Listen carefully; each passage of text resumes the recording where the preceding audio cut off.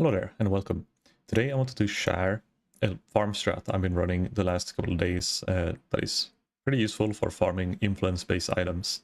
Now in my case I'm specifically farming wands. The imbued wands, I level like 84 plus.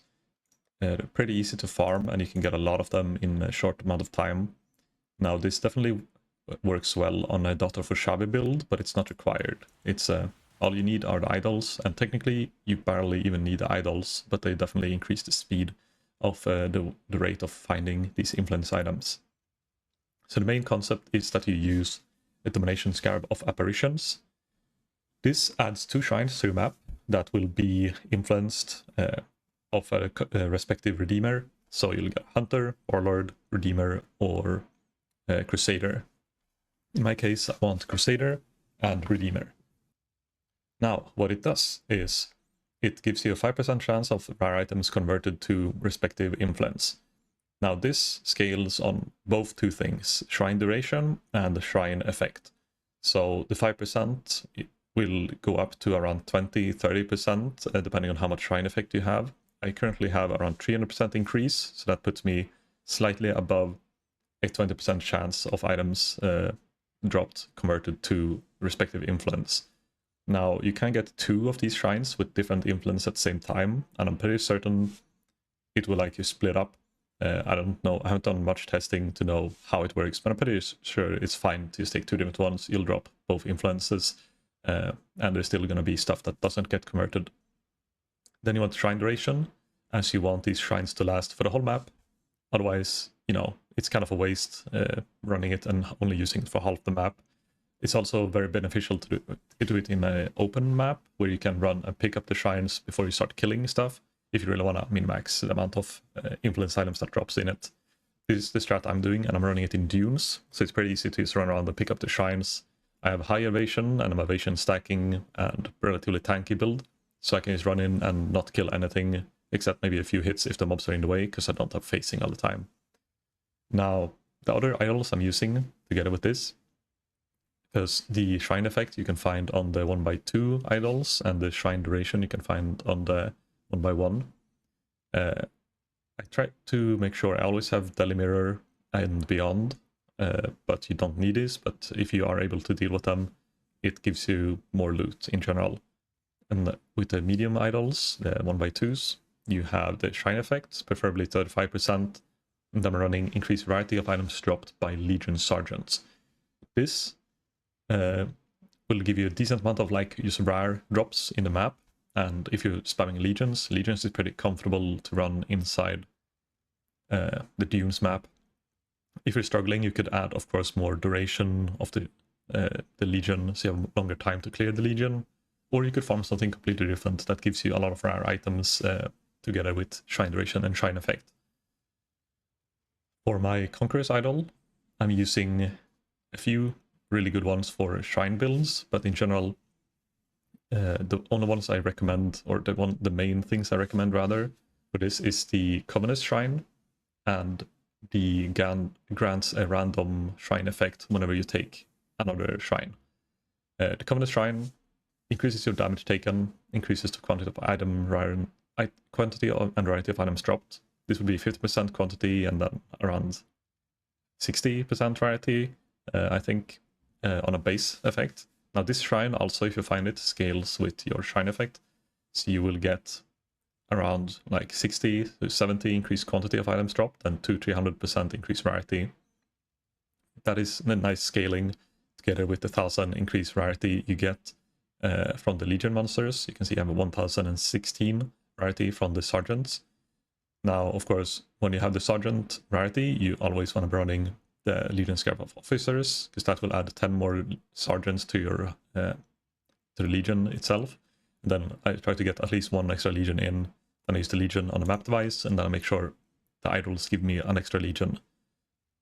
So we have at least 3 Legions every map, but it tends to be 4, depending on which setup you run, of course.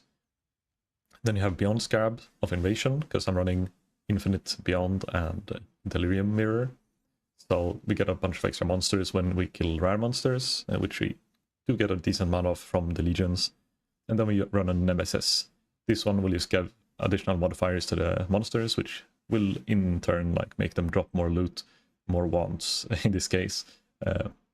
And of course, if you have Headhunter, it's synergized pretty well with just getting extra buffs quicker, so you can ramp and get more damage and clear the map faster. It's a very fast strat. I have tried this in tier 17 maps and it works as well, but then you need a build that of course can clear tier 17 maps relatively quick. Now with the Daughter of Ushabti build, I get shrines passively over time, and that also scales with the effect and duration, so I will like cycle through my own shrines as well as you run the map. If you're not a Daughter of Ushabti with that ascendancy, you'll only have the shrines you take in the map, and when they're over, you know, you lose all the effect of these shrine or idols. So you really want to do it on a Daughter of Ushabti build, or just on a build that clears the maps really fast. So you get to clear the whole map during the shrine duration. For this one, the Burial Idol, it's not required at all. It's just a bit more extra explicit modifiers, additional shrine, more scarabs per modifiers on the monsters. This works pretty well with the Nemesis. You don't really get that much scarabs from this by just using one of these, but it's a bit of extra. You can definitely skip this one if it's too expensive, or you can go with something else or something that fits your build better. I already opened the map here. I'm gonna show you a little example of how it looks like. If we're lucky, we get both Redeemer and Crusader, and we can get like both wands at the same time. If we're unlucky, we get Warlords, and then I'll just run the map with that. So I take the Delimir, I run through the map. I try to not click or kill anything unless I need to. Of course, you can take the shrines while you're running through the map, no worries. Here we have a Warlord. I tend to not take the Warlord if I can. If there's another, like a Redeemer, I try to take those instead and just skip the Warlord completely, because there's no Warlord bases I need or want right now to sell. But there are a few boots, and high level boots I think that are good. Here you can see we got 2 Warlords, very unlucky. So I guess we're just gonna take all the shrines anyway. You can see getting the additional extra shrine will make it so whenever I take one of these Warlord shrines, I'll get, you know, I got the resistance shrine there. This one has a resistance shrine, and we got a refresh on, I think, for using Nova shrine, which kind of bad. Then the Daughter of Ushabti effect kicked in, then I get another buff. But yeah, but unlucky with the shrines, I'm just gonna clear the map, and you can see at least the Warlord influences we get. And then if you're farming the boots or whatever you want to be farming, you can do this, but in a higher, you want to be eye level 86 most likely if you're farming boots. So it should be in a tier 17 map, and that kind of changes the strat a little bit. But yeah, I tend to clear the whole map, just get some extra altars, get a bit more quant from the legions themselves. I'm running 8 modifier maps as well, just to get extra loot. You can run this in white maps if you want to, but it feels like a waste of scarabs almost.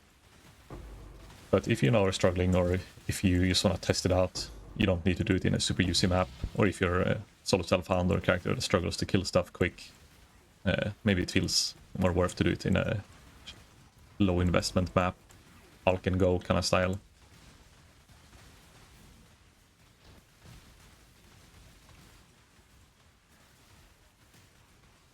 This is also one of the reasons why you don't want to have too much duration on your legions, because sometimes you'll get these like weird layouts where there's like one monster hiding somewhere that you can't find, and it's just like preventing you from doing more, like killing the legion. So I tend to not increase my duration too much, because if I don't like find the last monster in the legion, then at least it doesn't take too long until it pops by itself. If you do this in tier 17s, I do recommend a bit increased duration of the legion. Otherwise, you know, if you get a bad layout, you're not gonna be able to kill a lot of monsters, and it feels like a waste.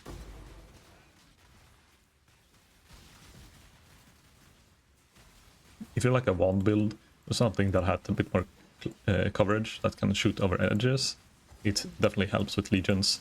My build is a claw build, and lightning strike doesn't go over ledges and certain obstacles, and it just doesn't reach all the mobs sometimes. You can see here we got a few items. You can see we got a few, like a Duskblade as well. That's kind of nice. Ephemeral Edge. You can see here almost all items here has some kind of influence on them. You can see maybe probably half of the items, I guess, doesn't have influence, but it's hard to see. Now I filtered out pretty much everything. So I added another clip here of me running the same type of map, same strat, just with a uber strict default filter. So it's whatever you find on the filter blade if you just have uber strict selected, and it's gonna show most of the bases that are like somewhat useful. Now everything will not sell in this map, but you can see this is approximately how many bases you get, and then depending on the economy, like there's going to be different bases that are worth farming more than others, depending on which influence.